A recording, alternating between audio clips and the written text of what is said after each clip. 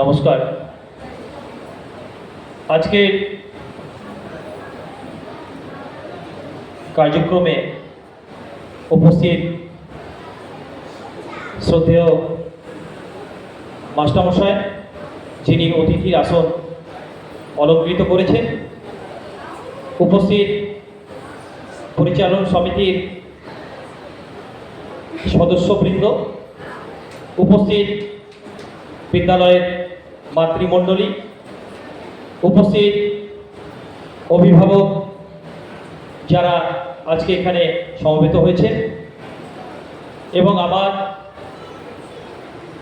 সাথে একসাথে পথ চলার যে সাথী আমার শ্রদ্ধেয় আচার্য এবং আচার্যা এবং ছোট ছোট ভাই ও বোনেরা, আজকে এই শুভ দিনে সকলের প্রতি অভিনন্দন এবং আমার পক্ষ থেকে সশ্রদ্ধ প্রণাম। 1998 সাল জানুয়ারি মাস, হঠাৎ দুপুরবেলা আমি একটি ব্যবসা কাজের সাথে যুক্ত ছিলাম। তখন আমি ধূপগুড়ি সুকান্ত মহাবিদ্যালয়ের ছাত্র। সেই সময় খবর এলো যে আজ সন্ধ্যায় কলাহাটি ধর্মশালায় একটি বিশেষ বৈঠক অনুষ্ঠিত হবে, এবং যে বৈঠকে প্রধান উদ্দেশ্য হলো যে আমাদের ধূপগুড়িতে বিদ্যাভারতী পরিচালিত একটি বিদ্যালয় নির্মাণ করা হবে, সেই বিষয়ে বৈঠক আছে। স্বাভাবিকভাবে সন্ধ্যা 6টার আগেই সেখানে পৌঁছে গেলাম।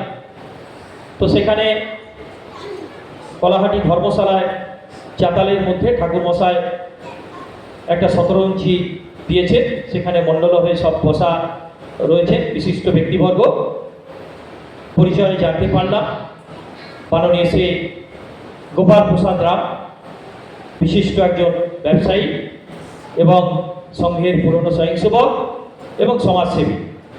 উপস্থিত ছিলেন জলপাইগুড়ি পান্ডাপাড়া সারদার প্রধানাচার্য মাননীয় হিমাংশু মহন্ত মহাশয়। উপস্থিত ছিলেন ধূপগুড়ির বিশিষ্ট ডাক্তার চিকিৎসক প্রমথনাথ সেন মহাশয়। উপস্থিত ছিলেন অভিজিৎ ভৌমিক, একজন ব্যবসায়ী, তিনি উপস্থিত ছিলেন। সংঘের প্রবীণ স্বয়ংসেবক হরিদাস রায়, তিনি সেখানে মনুদা বলেই পরিচিত, তিনি উপস্থিত ছিলেন। এছাড়া নির্জাংশু মহন্ত এবং অভিজিৎ শঙ্কর দত্ত।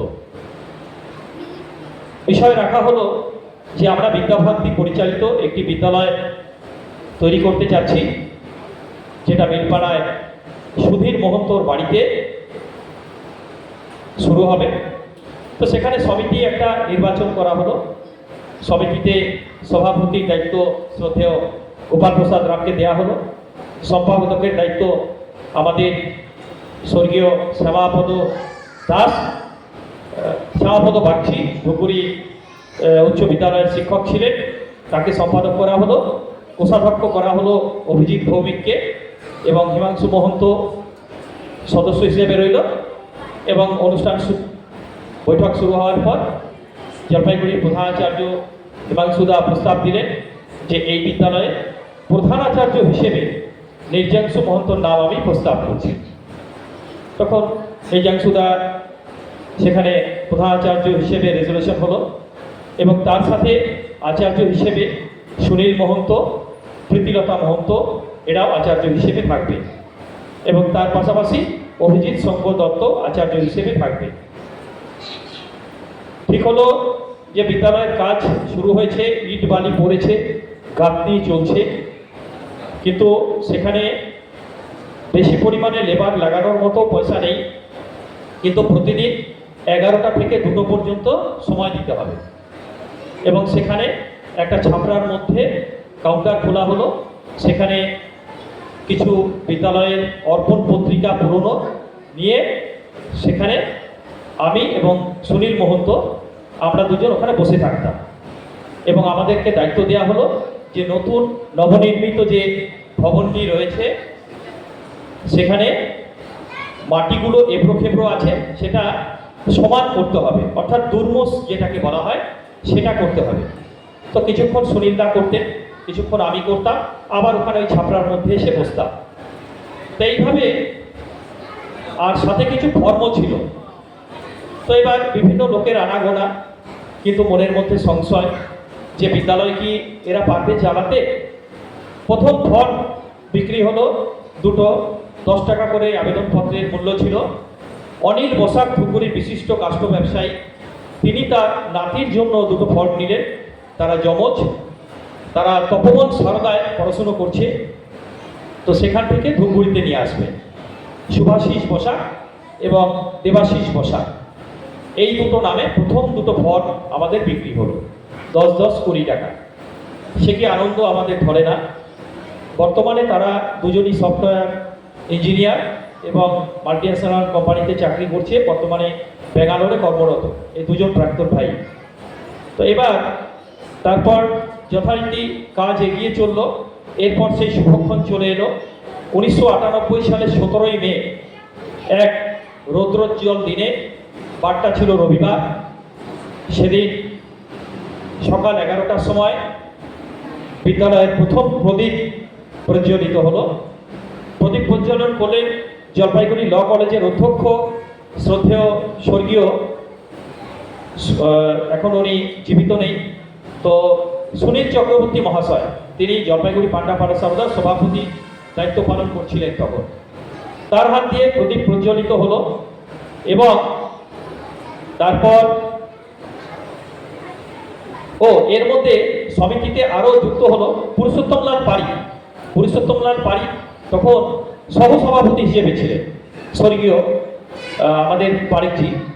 সেদিন তিনি অনুপস্থিত ছিলেন, আসতে পারেননি। তো এইভাবে সমিতি নির্মাণ হয়ে গেল, কাজ এগিয়ে চলল। এবার গোপাল প্রসাদ রাম মহাশয় এবং পুরুষোত্তমজি, এরা দুজনই মাঝে মাঝে আসতো এবং খোঁজ নিত কতদূর কাজ এগোলো, কী ব্যাপার বৃত্তান্ত। এইভাবে কাজ এগিয়ে চলছে। 1998 সালের কথা বলছি। তখন তারপর বিদ্যালয়ের শুভারম্ভ হয়ে গেল এবং জলপাইগুড়ি পান্ডাপাড়া সারদা থেকে এক গাড়ি ভাই বোন এলো, যারা হে হংস বাহিনী এই গানটির সাথে তারা নৃত্য পরিবেশন করলো। দুপুরবেলা ভোজনের ব্যবস্থা ছিল। এগিয়ে চলল শিশু মন্দির। প্রথম দিনের প্রদীপ প্রজ্বলিত হয়ে গেল। এইভাবে ধীরে ধীরে চলতে চলতে একটা সময় এলো যখন বিদ্যালয়ের ছাত্র সংখ্যাও দিন দিন বাড়তে লাগলো এবং আমাদের সেই সময় আমাদের মানে কি বলবো, প্রতিদ্বন্দ্বী বলা যেতে পারে। মিলপাড়ায় একটি বিদ্যালয় ছিল, সানশাইন স্কুল। তো তারা বিশাল করে সাইনবোর্ড লাগিয়ে দিল যে ধর্মান্ধতা নয়, সাম্প্রদায়িক শক্তির বিরুদ্ধে একত্রিত হতে হবে এবং ছাত্ররা যাতে হিউম্যানিস্ট হতে পারে, অর্থাৎ মানব ধর্ম নিয়ে শিক্ষাই যাতে ছাত্রদের দেওয়া হয়। তারা একটু খোঁচা মেরে, যেহেতু আমাদের ধ্যান বন্দনা এগুলো আমরা করছি, তারা একটা বিরাট করে পোস্টার মিলপাড়ায় ঝুলিয়ে দিল এবং বাড়ি বাড়ি তারা ক্যাম্পেনিং করতে লাগলো যে ওই বিদ্যালয়ে খবরদার ভর্তি করাবেন না, ওখানে শিক্ষণীয় কিছু নেই, এরা ধুতি পরে, সরস্বতী বন্দনা করে, ধ্যান করে, ওখানে ভর্তির কোনো প্রয়োজন নেই, ওখানে ছাত্র কিচ্ছু শিখবে না। তো এগুলো শোনার পর মনটাও খুব খারাপ হয়ে যেত। তো তখন হিমাংশুদাকে আমরা জানাতাম, তখন তিনি আমাদের অভিভাবক ছিলেন, হিমাংশু মহন্ত মহাশয়। তো হিমাংশুদা বললেন যে ওরা ঠিকই আছে, ওরা তো প্রচার করছে, তাতে অপপ্রচার করছে, কিন্তু তাতে আমাদের পজিটিভ দিক, অর্থাৎ বিদ্যালয়ের নামটা সবাই জেনে যাচ্ছে। তো তখন সেই মুহূর্তে সে বছর প্রচুর ছাত্র আমাদের ভর্তি হলো। তৃতীয় বছরের মাথায় আমরা প্রায় 70-75-এ পৌঁছলাম। 100 আর কিছুতেই কুলোয় না। খুব ইচ্ছা যে 100 সংখ্যা যদি ছাত্র হতো তাহলে খুব ভালো হতো। তারপর কি হলো, পঞ্চম বছর যখন আমরা পদার্পণ করলাম তখন আমাদের 100 পেরিয়ে গেছি, প্রায় 250-র মতো ছাত্র। বিদ্যালয়ে একটি শোভাযাত্রা করা হলো, ধুপগুড়ির রাজপথ অতিক্রম করেছে। সেই শোভাযাত্রা খুব সুন্দর, এতটাই সুন্দর হয়েছিল। সেদিন প্রথম সবাই জানতে পারলো যে শ্রী শ্রী নিত্য কমলানন্দ সারদা শিশু মন্দির, না সারদা শিশু মন্দির বলে, তখন নিত্য কমলানন্দ নাম হয়নি, সারদা শিশু মন্দির বলে একটি বিদ্যালয় মিলপাড়ায় স্থাপিত হয়েছে, যারা ভারতীয় সংস্কৃতিতে শিক্ষা দেয়। গুরুকুল পদ্ধতিতে। এটা একটা প্রচার হয়ে গেল। এইবার ধীরে ধীরে ছাত্র সংখ্যা বাড়তে লাগলো। এবার বাড়তে বাড়তে একটা সময় 10 বছর যখন পূর্তি হয়ে গেল, তখন প্রায় আমরা 450-400-র মতো ভাই বোন হয়ে গেল। সে সময় মিলপাড়ায় যে ময়দান, সেখানে সমাধির নেতৃত্বে একটি দুদিনের একটি বিশাল কার্যক্রম অনুষ্ঠিত হলো। অভিভাবকরা সেখানে অংশ নিল, ভাই বোনেরা অংশ নিল, দারুণ সুন্দর কার্যক্রম। এরই মধ্যে বিদ্যালয়ে যার বাড়িতে আমরা করছিলাম, সুধীর মহন্ত মহাশয়, তিনি আমাদের নোটিশ দিলেন যে বিদ্যালয় ছাড়তে হবে এবং বিদ্যালয় অন্যত্র নিতে হবে, কারণ তাদের যে চিন্তাভাবনা আছে তারা ব্যক্তিগতভাবে আরেকটি বিদ্যালয় তৈরি করবে। শুনে তো মাথায় বাজ পড়ে গেল। দৌড়ে গেলাম সভাপতির কাছে, গোপাল প্রসাদ রামজির কাছে, পুরুষোত্তমজির কাছে। তখন পুরুষোত্তমজি বললেন যে একটা অভিভাবকদের নিয়ে মিটিং অ্যারেঞ্জ করো। তো তারপর সেই মিটিং একটা অ্যারেঞ্জ করা হলো। সেখানে আমাদের উত্তরবঙ্গের প্রথম বিদ্যালয় সূর্যসেন কলোনি, সেই বিদ্যালয়ের প্রধানাচার্য শ্রদ্ধেয় বিমল কৃষ্ণ দাস, তাকে অতিথি করে আনা হলো এবং সেখানে একটি সমিতি নির্মাণ হলো।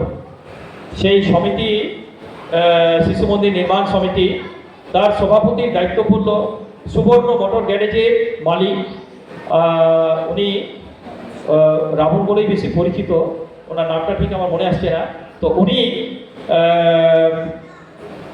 সভাপতি হলেন। তারপর সম্পাদক হিসেবে স্বপন দত্ত, একজন বিশিষ্ট ব্যবসায়ী, তিনি ছিলেন।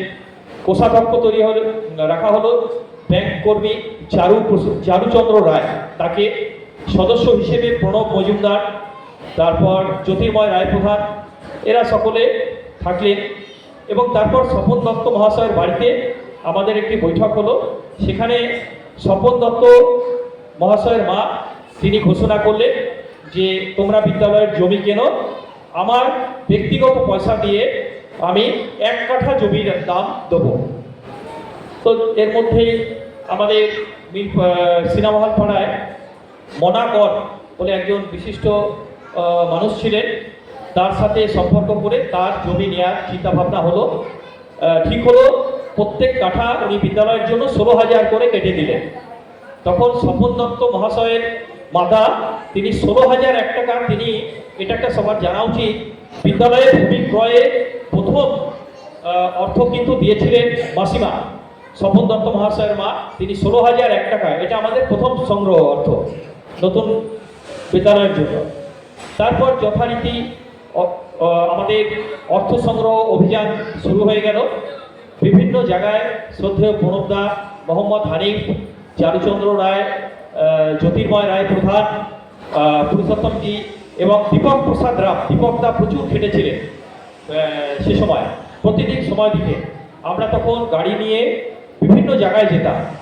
যেতে যেতে তারপরে কি হলো, খুব কষ্টে 6 লাখ টাকার মতো জোগাড় করা গেল।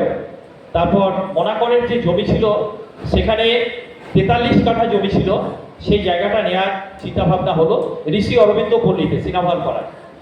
তো তখন একদিন পুরুষোত্তমজির গতিতে মাননীয় শ্রী গোপাল প্রসাদ রাম, স্বর্গীয় পুরুষোত্তম লাল পাড়ি তখন জীবিত ছিলেন, এবং রামাকৃষ্ণ সালদা, এরা 3 জন বসে আড্ডা দিচ্ছে, গল্প করছে, 3 বন্ধু। সেই সময় বিদ্যালয়ে আমি আর নির্যাংশুদা ছিলাম, তো তাদেরকে সেই সময় পৌঁছলাম। তখন গোপাল প্রসাদ রামজি জিজ্ঞেস করলেন যে তোমরা অর্থ কত সংগ্রহ করেছো? যে অর্থ তো 6 লাখ হয়েছে, কিন্তু জমির দাম তো 9 লক্ষ টাকা। তখন গোপাল প্রসাদ রামজি বললেন, ও এই ব্যাপার, এই সমস্যা, এটা কোনো সমস্যাই নয়। পুরুষোত্তম বাবু, আপনি 1 লাখ দেবেন, আমি 1 লক্ষ টাকা দেব, এবং রামকিশোর বাবু ছিলেন যে আপনি 1 লক্ষ টাকা দেবেন, 3 জনে 3 লাখ টাকা দিয়ে দিলাম। এবার হলো তো তোমাদের? বলে হ্যাঁ, হয়ে গেল। সেই অর্থ নিয়ে জমি ক্রয় করা হলো ঋষি অরবিন্দ পল্লীতে 43 কাঠা। এরই মধ্যে আবার আমাদের সংঘের প্রচারক সুব্রতদা হঠাৎ একদিন এসে প্রস্তাব দিলেন যে মহানির্বাণ মঠ, কারণ সন্ধ্যা পিসি ময়নাগুড়িতে বেড়াতে গেছিলেন, তখন তার সাথে পরিচয়, তখন সন্ধ্যা পিসি আগ্রহ রাখলেন ওনাকে যে আমাদের মঠটা যদি কোনো বিদ্যালয়কে দেওয়া যায়। তখন সুব্রতদা বলে হ্যাঁ, ওখানে তো স্কুল হতে পারে। তো সুব্রতদা খুব ইন্টারেস্টেড ছিলেন, আগ্রহী ছিলেন, ওনার বিশাল অবদান আছে এখানে আসার পেছনে। তো এবার সুব্রতদা বললেন, এসে বললেন, জানালেন, আমরা গোপাল প্রসাদ রামজিকে জানালাম, পুরুষোত্তমজিকে জানালাম, পুরুষোত্তমজি তো ভীষণ খুশি, বলছে ঠিক আছে তাহলে ওটা দেখো। যাই হোক, যথারীতি আমি সংক্ষেপে বলছি, এই জায়গাটা হয়ে গেল। তখন ওই 43 কাঠা জায়গা যেটা আছে, ওটা পুরুষোত্তমজি একদিন আমাকে আর হানিফদাকে ডাকলেন, ডেকে বলছে যে তোমাদের 15 দিন সময় দিলাম, এই 15 দিনের মধ্যে এই জায়গাটা বিক্রি করতে হবে। তাই বললাম যে বাবু 15 দিনের মধ্যে কিভাবে, কোথায় লোক খুঁজবো? বলে ওগুলো কিছু জানি না, হানিফদা আছে, রাজুদা আপনি হানিফদার সাথে করুন। তো যাই হোক, ভগবানের কাজ ভগবানই করে। ইতিমধ্যে কোয়ালিটি পটেটো বলে একটি বড় সংস্থা আছে ধূপগুড়িতে, তো তার যিনি একজন কার্তিক দা, তো কার্তিক দা আছে তার পার্টনার, কার্তিক দাকে একদিন সেই জায়গাটা কার্তিক দা দেখেছে। তো দেখে কার্তিক দার পছন্দ হয়, তখন কার্তিক দার কাছে একটা মেসেজ পাঠালাম যে কার্তিক দা এরকম আমার বাড়িতে একদিন আসার আগ্রহ রাখছি, সারদার আচার্য আমি, তো বিষয় হচ্ছে এই জমি সংক্রান্ত বিষয় নিয়ে কথা বলতাম। তো সেই মহান মানুষ তিনি কি করলেন, সিনেমাহল পাড়ায় আমার বাড়িতে নিয়ে আসলেন এবং সাথে দেবরঞ্জন চক্রবর্তীকে নিয়ে। তো ওনাকে বললাম যে দাদা, ভগবান তো আপনাকে প্রচুর দিয়েছে, এবার বিষয় হচ্ছে যে আমাদের বহু কষ্ট করে আমরা এই জমিটা ক্রয় করেছি, 9 লক্ষ টাকা এখানে আমাদের দাম পড়েছে, 17.5 লক্ষ টাকা হলে জমিটা আমরা বিক্রি করতে পারি। তো এই অর্থটা যদি আপনি দেন সমাজের কাজে লাগে। উনি তখন চট করে কি হলো, ওনার মানসিক পরিবর্তন জানি না, একটা 500 টাকার নোট উনি আমার হাতে দিয়ে বললেন যে এটা পুরুষোত্তম বাবু গোপাল বাবুকে দিয়ে দিও, জমি আমি নিয়ে নিলাম। তো আমার তো খুব আনন্দ আর ধরে না, আমি সেই 500 টাকা নিয়ে দৌড়তে দৌড়তে এসে পুরুষোত্তমজির হাতে দিলাম যে বাবু জমি হয়ে গেছে, কার্তিকদা নিয়ে নিচ্ছে, যে 500 টাকা দিয়েছে। তখন গোপাল বাবুকে, তখন তার তো ফোনের যুগ ছিল না, উনি দৌড়ে গেলেন, গিয়ে কথাবার্তা বললেন, তারপরে কার্তিকদা সেই জমিটা নিয়ে নিলেন। নেয়ার পর এরই মধ্যে আবার পুরুষোত্তম বাবু একটু খবর পেলেন যে মাউন্ট কার্মেলের উল্টো পাশে একটা বড় জমি বিক্রি হবে, যেটা 12 লক্ষ টাকা দাম। ওই পয়সা দিয়ে, তখন 12 লক্ষ টাকা দিয়ে ওই জমিটাও নেওয়া হলো। নেওয়ার পর এদিকে বিদ্যালয়ের চুক্তিপত্র প্রায় সম্পন্ন হয়ে গেছে, এখানে ভবন করা লাগে, সেটাও প্রায় 25 লক্ষ টাকায় বিক্রি হলো, হয়ে পুরো অর্থ দিয়ে নিচে যে ভবন আছে সেটা নির্মাণ হলো। তারপর নির্মাণ হওয়ার পর পরবর্তীতে বিদ্যালয় এখানে চলে এলো, বিদ্যালয়ের নামের পরিবর্তন হয়ে গেল শ্রী শ্রী নিত্য কমলানন্দ সারদা শিশু মন্দির, সেই নামে বিদ্যালয় এগিয়ে চললো। তারপর স্বপ্ন ছিল, এদিকে ছাত্র সংখ্যাও দিন দিন বাড়তে বাড়তে হাজারের কোটায় প্রায় পৌঁছে গেল। তো তারপর এখানে বিদ্যালয় চলতে লাগলো, পুরুষোত্তমজির ইচ্ছা হাই স্কুল করবেন, এবং বারবার আমি বিরোধিতা করতাম যে হাই স্কুল কখনোই সম্ভব নয়, 4 পর্যন্তই থাক। তখন পুরুষোত্তমজি বকা দিতেন আমায় যে কেন হাই স্কুল সম্ভব নয়, অবশ্যই সম্ভব। তো যাই হোক, প্রয়াস চলল, ধীরে ধীরে বিদ্যালয়ে দ্বিতল ভবন নির্মিত হলো। তারপর একে একে গুটি গুটি পায়ে আজকে বর্তমান স্থিতিতে আমরা পৌঁছে গেছি। আজকে 8ম শ্রেণী পর্যন্ত আমাদের বিদ্যালয়, ছাত্র সংখ্যা প্রায় 1500-এর কাছাকাছি, এবং এখানে একটা নতুন ভবন নির্মাণ হচ্ছে, পেছনে আমরা ভূমি ক্রয় করলাম, এবং আগামীতে আমাদের লক্ষ্য 10ম শ্রেণী পর্যন্ত সারদা বিদ্যা মন্দির। তো এইভাবে বিদ্যালয় এগিয়ে চলল। তো আজকে শুভ দিনে যারা আজকে আমাদের এখানে পৌঁছননি, যারা দূর থেকে আশীর্বাদ করছে, যারা এখানে স্বর্গত রয়েছে, সকলের প্রতি আমার পক্ষ থেকে আরেকবার সশ্রদ্ধ প্রণাম। আপনারা সবাই আশীর্বাদ করবেন যাতে আগামীতে আমাদের এই বিদ্যালয় তার কাঙ্ক্ষিত লক্ষ্যে পৌঁছতে পারে এবং দেশমাতৃকার যে লুপ্ত গৌরব সেটা ফিরিয়ে আনতে পারে। এই বলে আমি আমার সংক্ষিপ্ত বক্তব্য এখানেই শেষ করছি। নমস্কার। ভারত মাতা কি জয়।